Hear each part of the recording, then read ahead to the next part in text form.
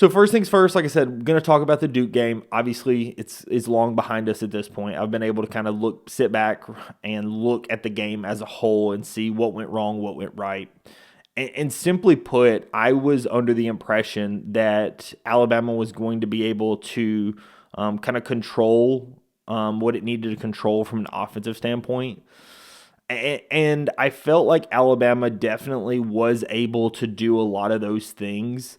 But Duke's length on defense was a major issue for us. Their length on offense, I thought, would potentially be a bigger issue because you have, much bigger guards going up against some of our smaller guards. And honestly, Alabama was okay from a defensive perspective. We held Duke to 85 points. And if you paid attention to Alabama this season, 85 points, usually was not enough to beat us.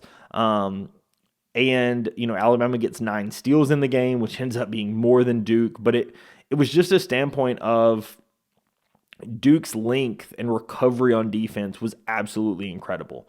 The guy who made a huge impact in this game, Kamon Malawach, actually basically had no impact in the Houston game. Houston, the next game in the Final Four, kind of showed what it looked like to take the physicality to Duke. Houston did a very, very good job and got Duke completely out of its momentum, ended up winning that game. Alabama just was not able to do that, right? Alabama, when you look at Cliff versus Malawach, Cliff gets just 2 rebounds. Malawach gets 9, right? For reference, in that Houston game, I think Malawach had 0 rebounds, right?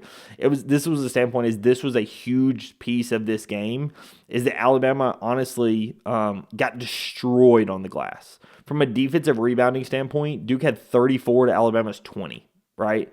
It was a huge issue in this game. Obviously, Duke was fairly efficient from the floor and hit some shots, and Alabama couldn't make a ton of shots. A lot of that is credit to Duke, but the rebounding was the difference in this game. I did not think that it would be. I thought that Alabama would be able to hold its own because we've seen this time and time and time again, right? Alabama was able to do it against A&M. Alabama was able to do it against St. Mary's. Alabama was able to do it kind of throughout the course of the season against some of the better rebounding teams. But to Duke's credit, they played in a really, really good game. They were able to do what they needed to do from a defensive rebounding perspective and have that length so that even if they had a blow by, the recovery from a defensive perspective was very, very good for Duke. And Alabama honestly was just never able to recover. The rebounding was the difference in this game. Obviously, with Alabama being able to speed it up a little bit, a lot of that's predicated on us getting the rebound and get out and go. But when you get out rebounded by 11, that's a major issue. Then when you look at like an assist number, Alabama has 14 assists, which is great. Duke has 19. And just overall, it really felt like Duke was able to take over the game and pretty quickly you knew, hey, this game is over. I wish that Alabama could have been able to do a little more, but it was very, very clear pretty quickly that the length that Duke had was giving us a ton of troubles on offense. Mark Sears had a poor game, to say the absolute minimum. He goes 1 of 7 from 2, 1 of 5 from 3, 1 of 3 from the line. He does have 6 assists, but, has a very poor game with 5 turnovers. A lot of that has to do with the length that Duke put on him and what they forced him to do.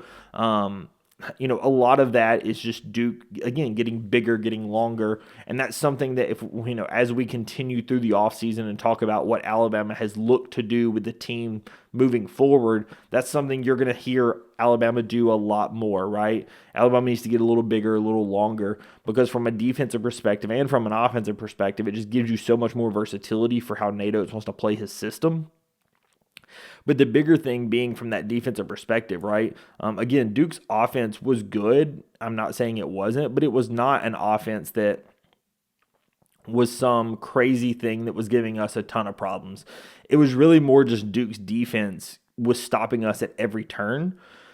And so then their offense could just play normal, efficient basketball. And they finish with a 1.16, and it's more than sufficient because they hold Alabama to a 0.89 points per possession, right? substantially below our season average, substantially below what you typically are seeing out of Alabama. And like I said, it was all predicated on that length that Duke put on the floor, right?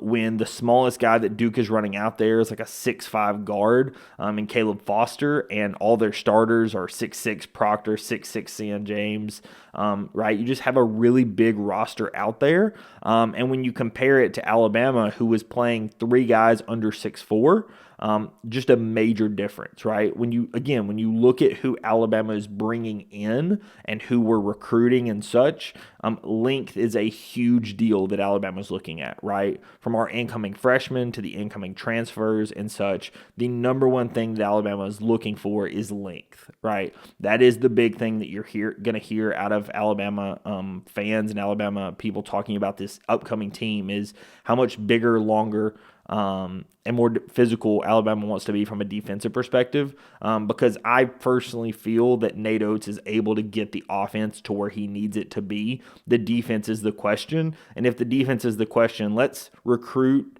and scout from a defensive perspective, and then we can get the offense how we need to do it, right? So I think that's the route that they're going in this case, and I think that that's going to be super successful and going to give us some more versatility on defense, where Alabama doesn't just have to win a game by outscoring somebody, because this season, even though the defense was much better than it was last season, we still, at most times felt like we had to outscore people. Definitely not as bad as it was last season, but there were times where you really felt like you had to outscore somebody in order to be successful in a game, right? So getting longer on defense, getting the more physical guys, a little bit bigger guards is something that they want to do, and that's something that you're definitely seeing as Alabama, looks at people in the transfer portal.